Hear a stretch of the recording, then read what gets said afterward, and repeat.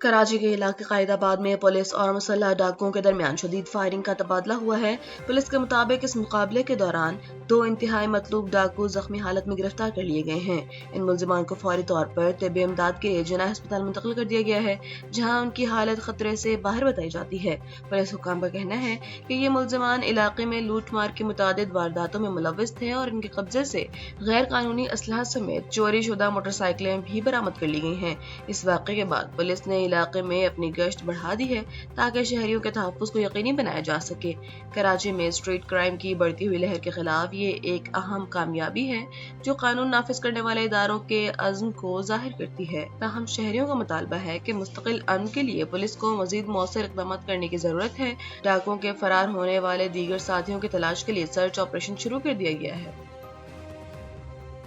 Governor Sindh Kamran Tessori ने फैसल ईदी के साहिबजादे साद ईदी की गिरफ्तारी पर शदीद रद्द-ए-अमल का इजहार किया है। उन्होंने अपने बयान में वाज़ेह किया है कि इंसानियत की खिदमत करने वालों के रास्तों में रुकावटें खड़ी करना किसी सूरत बर्दाश्त नहीं किया जाएगा।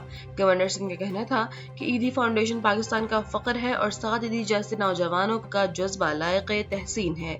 दूसरी जानिब सियासी रहनुमा निहाल हाशमी का कहना था कि पूरी पाकिस्तानी कौम इंसानियत की खिदमत करने वाले हर फर्द के साथ मजबूती से खड़ी है। इस गिरफ्तारी से फलाही कामों में मसरूफ समाजी कारकुनों में तशवीश की लहर दौड़ गई है।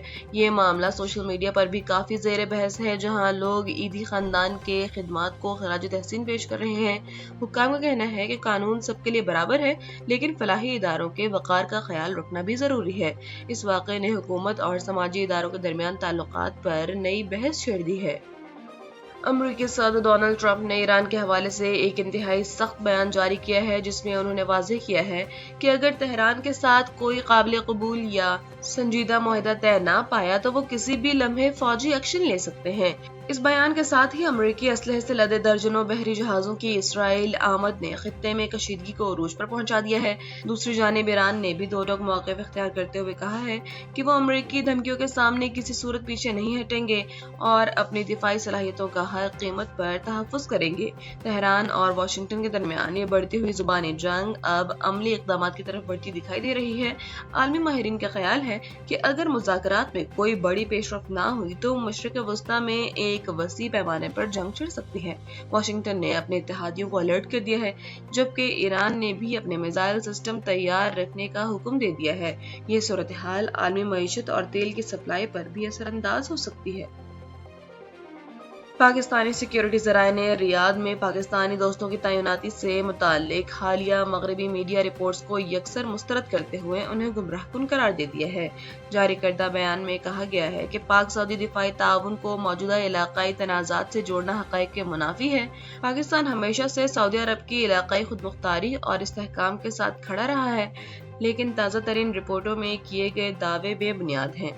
ज़राए का कहना है कि दोनों ममालिक के दरमियान फौजी ताउन कई दिहाइयों पर मुहित है, जो कि सिर्फ तरबियती और मुशावरती उमूर तक महदूद है।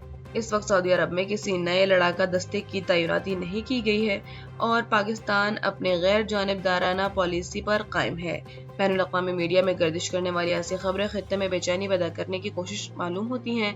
पाकिस्तान की वज़ारत ख़ारजा ने भी वाज़ेह किया है कि वो मशरिक़ वस्ता में अमन व अमान के क़याम के लिए कोशा है और किसी भी मुल्क की खुदमुख्तारी के खिलाफ फौजी मुदाखलत का हिस्सा नहीं बनेगा।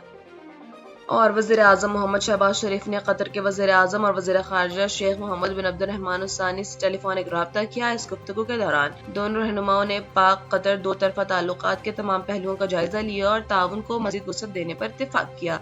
वज़ीर आज़म शहबाज शरीफ ने कतर की जानिब से पाकिस्तान में सरमायाकारी और माशी इस्तेहकाम के लिए फराहम करदा ताउन को सराहा। कतरी वज़ीर आज़म ने पाकिस्तानी क़यादत और अवाम के लिए नेक ख्वाहिशात का इजहार करते हुए कहा कि उनका मुल्क पाकिस्तान के साथ मजबूत माशी शराकत दारी का ख़्वाह है। इस राब्ते के दौरान मशरिक़ वस्ता की मौजूदा सूरत हाल और दीगर अहम आलमी मसाइल पर भी तबादला ख्याल किया गया। पाकिस्तान और कतर के दरमियान तवानाई और इंफ्रास्ट्रक्चर के शोबों में ताउन के नए मंसूबों पर भी बातचीत हुई है। ये टेलीफोनिक राब्ता दोनों ममालिक के माबैन बढ़ते हुए एतमाद और मजबूत सिफारती ताल्लुकात का अक्स है। माहिरीन के मुताबिक इस राब्ते से आने वाले दिनों में कतर की जानिब से मजीद बड़ी सरमायाकारी की राहें हमवार होने की तवक्को है।